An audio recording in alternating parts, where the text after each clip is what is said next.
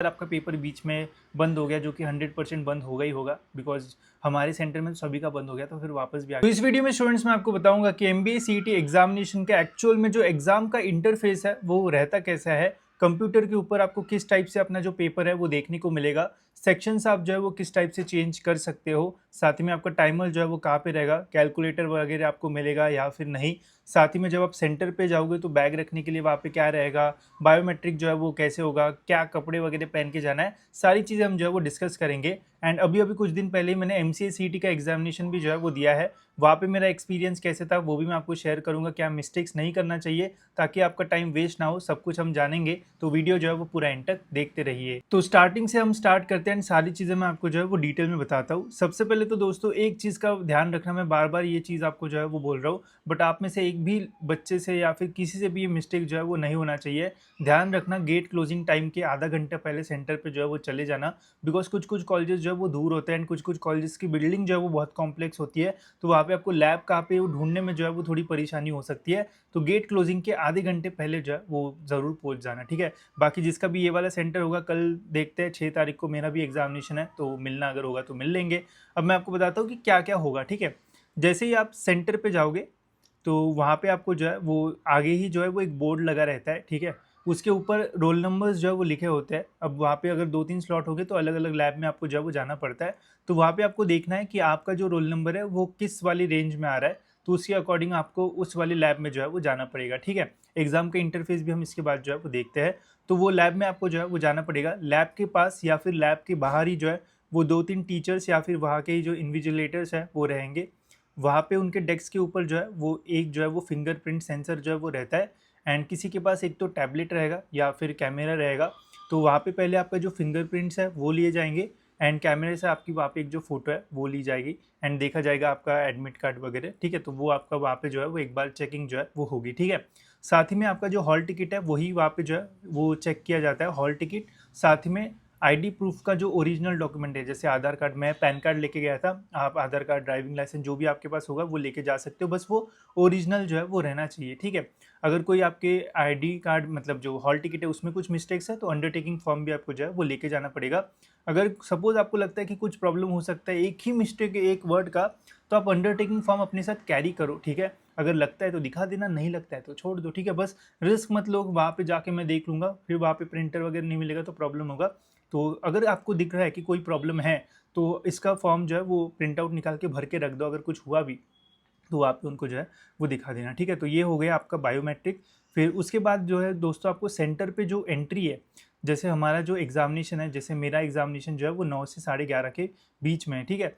तो आपकी सेंटर पे 8:30 से जो एंट्री है वो शुरू होने हो जाएगी। मतलब देखो कॉलेज के गेट के अंदर आपको जो एंट्री है वो मिलेगी, जैसे सुबह के स्लॉट में आपको मिलेगी 7:30 बजे। 7:30 के बाद आप कॉलेज में एंटर कर पाओगे। अगर आप 7 बजे ही उस कॉलेज में पहुंचोगे तो आपको कॉलेज के अंदर नहीं आने दिया जाएगा, ठीक है। बोला जाएगा कि थोड़ा वेट करो, ये टाइम के बाद आप जो है वो एंटर कर पाओगे। एंड जहाँ पे जिस लैब में आपकी एग्जामिनेशन होगी उस लैब में आपको जो एंट्री है वो 8:30 बजे के बाद जो है वो मिलेगी। तो जैसा आपका टाइम होगा उसके अकॉर्डिंग ये आपके लिए जो है वो होगा, ठीक है। एंट्री मिलने के बाद वहाँ पे जो है वो रोल नंबर वाइज तो सीटिंग नहीं थी। अभी जब मैं एमसीए सीईटी का एग्जामिनेशन देने गया तो फर्स्ट कम फर्स्ट आपको जो है वो सीट मिलेगी। तो जैसे आप वहाँ पे जाओगे तो उसके अकॉर्डिंग वहाँ पे आपको एक मतलब ऐसे बहुत सारे कंप्यूटर्स रहेंगे, वहाँ पे जाके आपको जो है वो बैठना पड़ेगा, ठीक है। कंप्यूटर पे जब आप बैठोगे तो आपके सामने एक सिंपल सी एक जो स्क्रीन है वो रहेगी, ऐसी एक स्क्रीन रहेगी। मेनली कंप्यूटर्स ही रहते हैं, लैपटॉप वगैरह तो नहीं रहेगा। ऐसी एक स्क्रीन रहेगी, यहाँ पे बड़ी इसमें आपकी एक इमेज रहेगी, फ़ोटो आपकी जो है वो रहेगी। एंड यहाँ पे जो है वो ऐसा लिखा रहेगा यूज़र नेम एंड पासवर्ड, ठीक है। एंड फिर बाकी यहाँ पे जो इंस्ट्रक्शंस है वो लिखी रहेगी। यहाँ पे फिर आपका कीबोर्ड रहेगा एंड आपकी सिटिंग की चेयर रहेगी, ठीक है। मैं जब अभी सेंटर में गया था तो वहाँ पे उन्होंने वाटर बॉटल भी लेके जाने नहीं दी थी, बट मेरे को वैसी प्यास भी नहीं लगी थी एंड एग्ज़ाम भी छोटा सा था, 90 मिनट का ही था, तो मैंने नहीं लेके गया या फिर कुछ आर्ग्यू नहीं किया।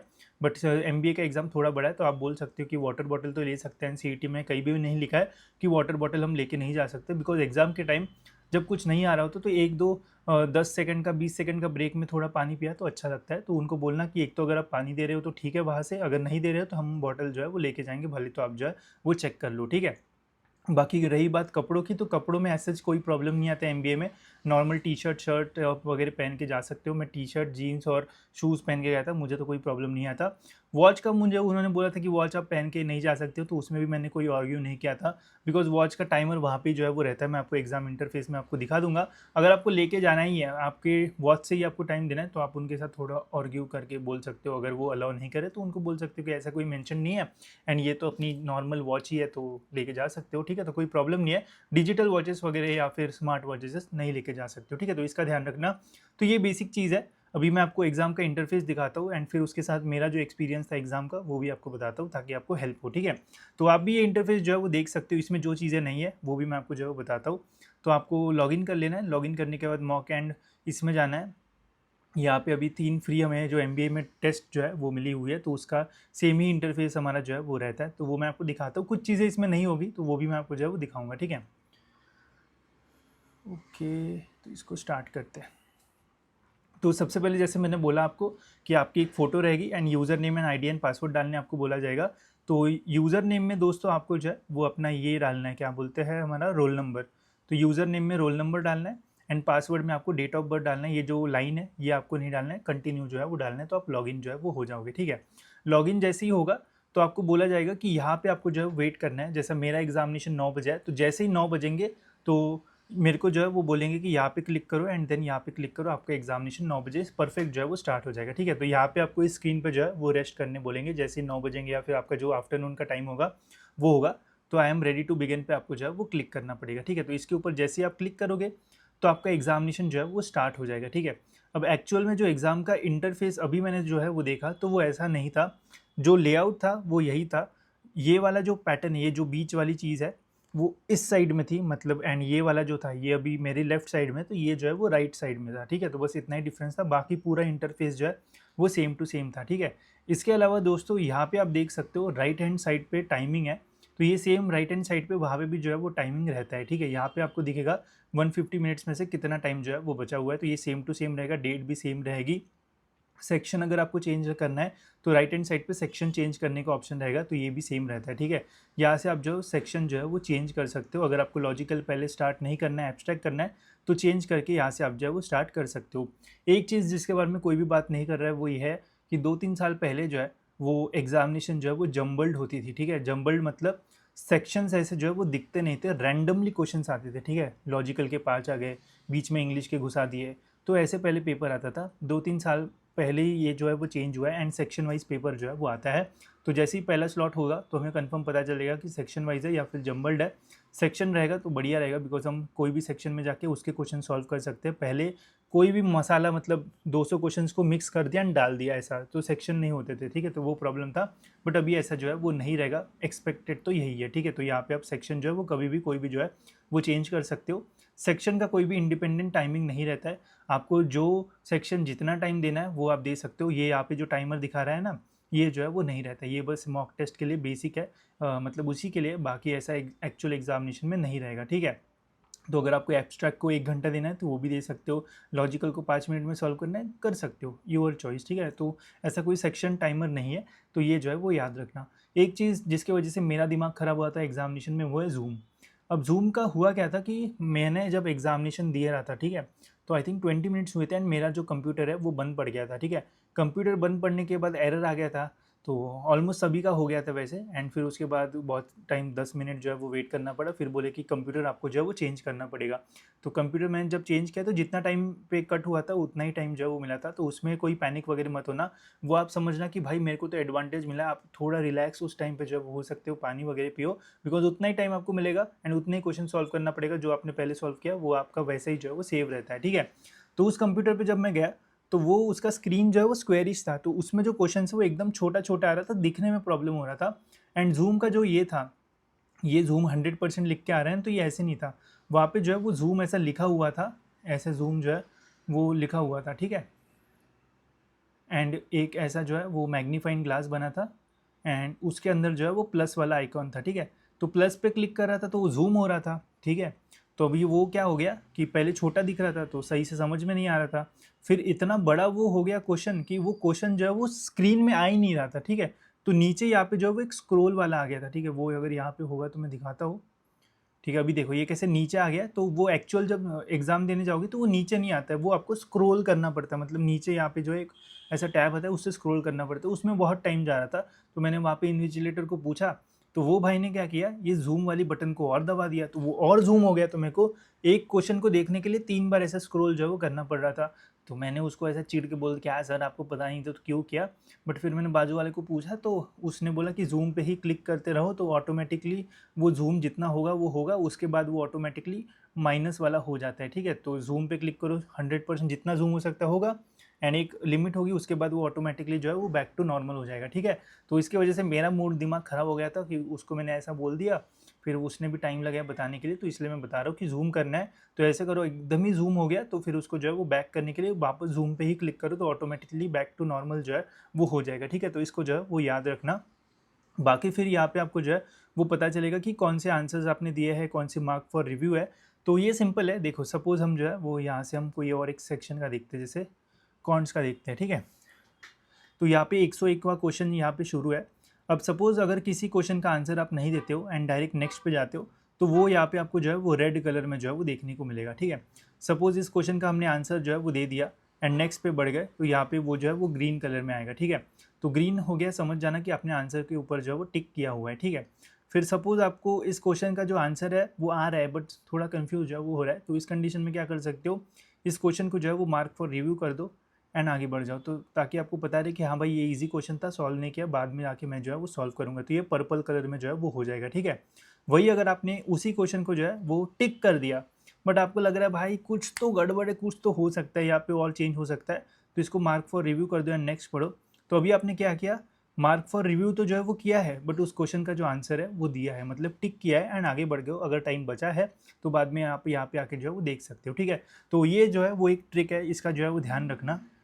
देखो जब भी आपको लग रहा है कि भाई ये क्वेश्चन जो है वो टफ मुझे लग रहा है, आंसर आने के चांसेस जो है वो कम है, तो उसको छोड़ने के बजाय आप क्या करो, टिक कर दो एंड मार्क फॉर रिव्यू कर दो, ताकि जब अगर सपोज आपके पास टाइम रहा तो आप उस क्वेश्चन के ऊपर आके जो है वो चेक कर सकते हो। ठीक है, बट सपोज अगर आपने उसको ब्लैंक छोड़ दिया एंड बाद में जब आपके पास टाइम बहुत ही कम है एंड फिर ढूंढ रहे हो कि कौन सा मैंने छोड़ा, टिक नहीं किया, तो उस टाइम हो सकता है कि आपके हाथ से कुछ क्वेश्चंस के आंसर जो है वो छूट जाए एंड वो ब्लैंक ही जो है वो आपका पेपर चला जाए, मतलब 200 में से आपने 180 क्वेश्चन सॉल्व किए, 20 ऐसे ही चले गए बिकॉज आपने वहाँ पे उसी टाइम पे टिक नहीं किया था। ठीक है, तो ध्यान रखना, सपोज अगर आप एग्जाम दे रहे हो, कुछ क्वेश्चंस नहीं बन रहे, तो जो भी आपने डिसाइड किया होगा कि मैं सारे जो भी रैंडम गेस कर रहा हूँ वो बी कर रहा हूँ या फिर सी कर रहा हूँ, तो सभी सी या फिर सभी बी करके मार्क फॉर रिव्यू करके आ जाना। ठीक है, ताकि अगर एंड में टाइम ना मिले तो वो आंसर जो वो टिक होके तो भी जो है हो जाए, ताकि अगर कुछ ना भी हुआ तो गलती से हमें जो रैंडम मार्क्स है वो जो है वो मिल जाए। ठीक है, तो इसका जो है वो ध्यान रखना। बाकी और एक टिप मैं आपको ये देना चाहता हूँ कि यहाँ पे आपकी जो समरी है वो रहेगी,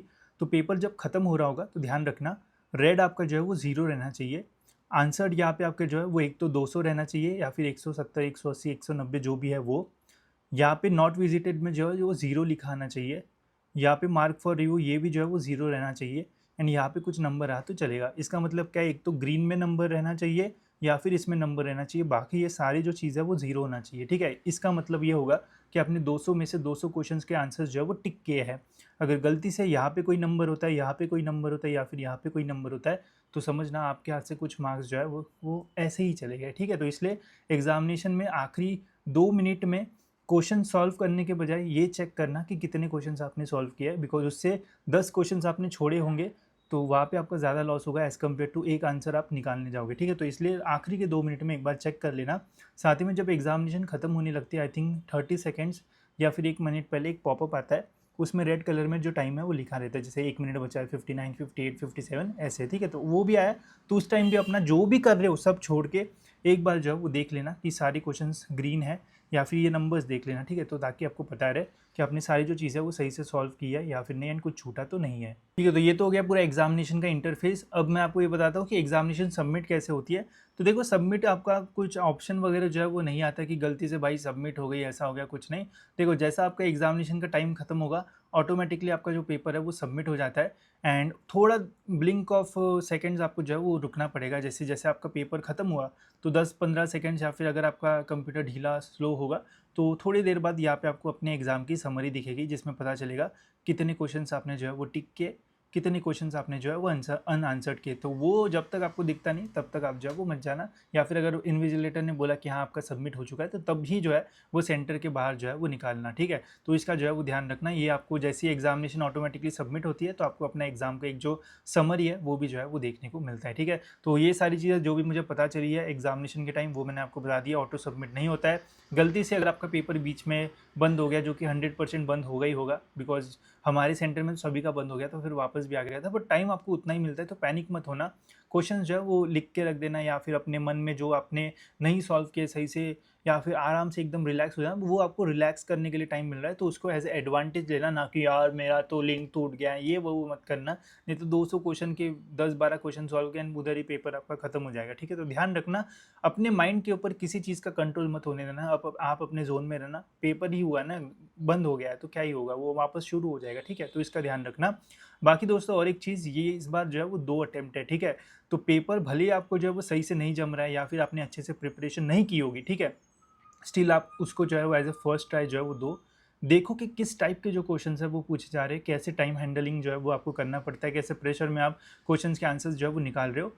वो आप प्रैक्टिस करके आप सेकंड अटेम्प्ट में भी जो है वो अच्छा स्कोर कर सकते हो। तो देखना कि किस किस टाइप के जो क्वेश्चंस हैं वो पूछे गए हैं, एंड रिमेंबर भी करना। मैं भी फर्स्ट लॉट का एग्जाम दूंगा तो मैं आपको बताऊंगा कि किस टाइप के क्वेश्चन जो है वो पूछे गए थे, बिकॉज ये हमें जो है वो सेकंड अटेम्प्ट के लिए प्रिपरेशन करने में जो है वो हेल्प करेगा। फिर हमें पता चलेगा कि इस साल सीईटी का जो मूड है वो क्या है एंड किस टाइप के क्वेश्चन बन रहे हैं।